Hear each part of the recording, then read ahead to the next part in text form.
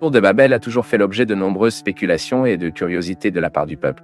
Et beaucoup de gens ne savent pas ce que la Bible en parle vraiment et finissent par croire aux rapports qui n'ont pas de base biblique. Mais dans cette vidéo, nous en saurons un peu plus sur la tour Babel à la lumière de la Bible. Même l'expression de Babel n'apparaît pas dans l'Ancien Testament. Mais le nom est populairement adopté pour se référer à la tour de la ville de Babel. Le mot « tour » signifie essentiellement « watchman », mais le nom Babel s'explique également par l'étymologie populaire basée sur une racine hébraïque similaire, qui signifie la confusion et le mélange, et a des relations phonétiques avec le mot Babel. Il est certain que le nom Babel est devenu synonyme de la place du jugement de Dieu, où il y avait la confusion des langues et le début des idiomes. Mais avant de commencer à parler du tour de Babel, nous devons parler un peu de la ville de Babel. Après l'inondation, Dieu a ordonné à l'homme de se propager et de peupler la terre. Mais contrairement à l'ordre de Dieu, cette population a décidé d'unifier, construisant une ville dans la plaine Sinar. La ville de Babel est la première ville mentionnée dans la Bible après l'inondation et la région où Babel a été construite plus tard est devenue la si célèbre Babylone. Et la ville de Babel a été fondée par Nimrod, qui a également fondé les villes d'Erech, Akkad et Cône. Et lorsque Nimrod est parti pour la Syrie, il a encore construit d'autres villes, parmi lesquelles se trouvait la ville de Ninive. Et par le récit biblique du chapitre 11 du livre de Genèse, Babel a peut-être été le premier siège du gouvernement de Nimrod et où son royaume a commencé. Mais avec le bâtiment Babel, ces personnes ont également commencé à construire une tour pour fortifier la ville. Et c'était une attitude complètement contraire envers la volonté de Dieu. Parce que la construction de la tour Babel signifiait essentiellement la matérialisation du refus du commandement de Dieu de se propager et de peupler la terre. L'expression appliquée à la tour de Babel, dont le sommet touche les cieux, démontre parfaitement la fierté de cette civilisation, ainsi que l'avancée technologique que l'humanité avait déjà réalisée à l'époque.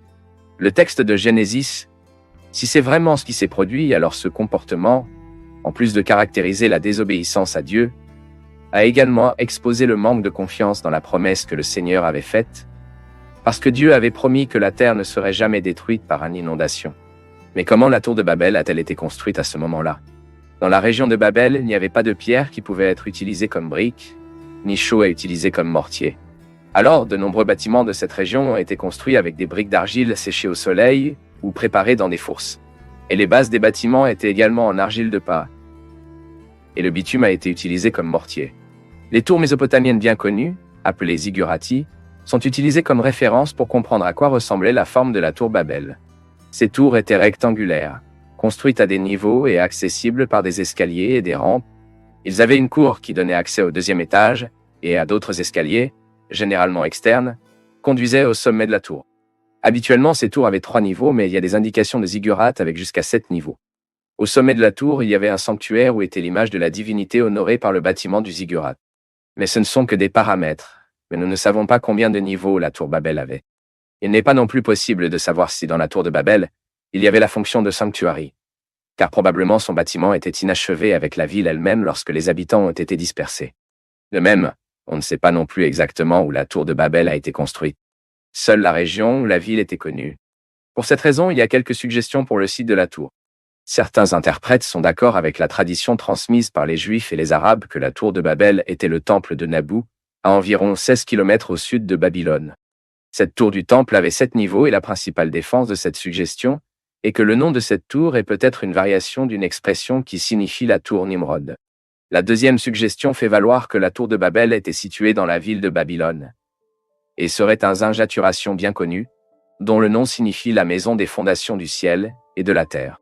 Cette construction était comme une pyramide avec des étapes. Il mesurait environ 100 mètres de haut. Cette construction a été connue dans l'Antiquité comme la tour de Babylone et les habitants de cet empire.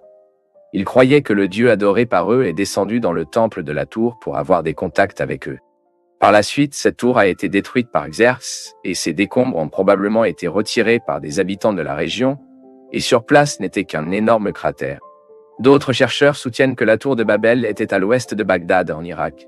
Mais cette possibilité n'est pas beaucoup considérée, surtout parce que la ville située dans cette région n'a été construite qu'en 1400 avant JCI.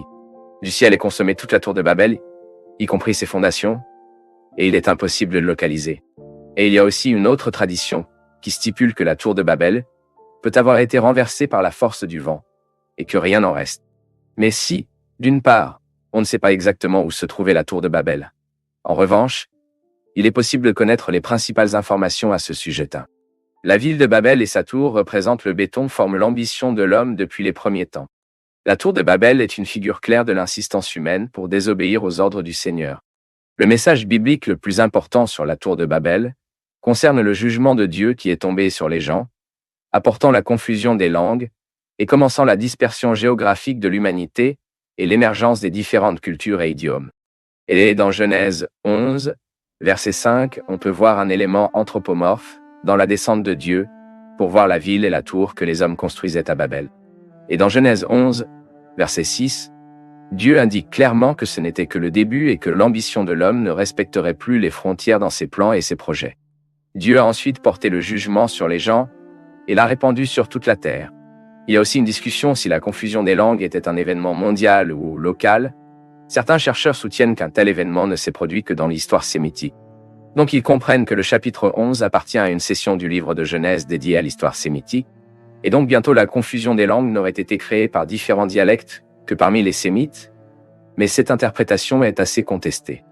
L'interprétation la plus acceptée de Genesis. Cela signifie que l'humanité y était concentrée à Babel. Donc, avant cela, tout le monde parlait la même langue, ce qui semble clair à la lumière des versets 1 et 6 du chapitre 11 du livre de Genèse. Ensuite, il est possible que l'auteur de Genesis ait utilisé une méthode d'organisation et de construction de texte où la première partie du chapitre 11 précède chronologiquement le chapitre 10. Cela signifie que dans le chapitre 10, il met l'accent de telles divisions se sont produites avec la dispersion de la race humaine. Et enfin, beaucoup de gens essaient de spéculer sur langue parlée avant la confusion des langues à Babel. Mais c'est une autre question sans réponse. En fait, on ne sait pas quelle était la langue initiale avant la confusion des langues dans la tour de Babel. Certains chercheurs suggèrent même que cette langue était l'hébreu, mais il n'y a aucun raisonnement pour défendre cette possibilité. Surtout parce que la langue hébraïque elle-même était originaire d'autres dialectes. Et c'est tout ce qui est vraiment connu sur la tour de Babel?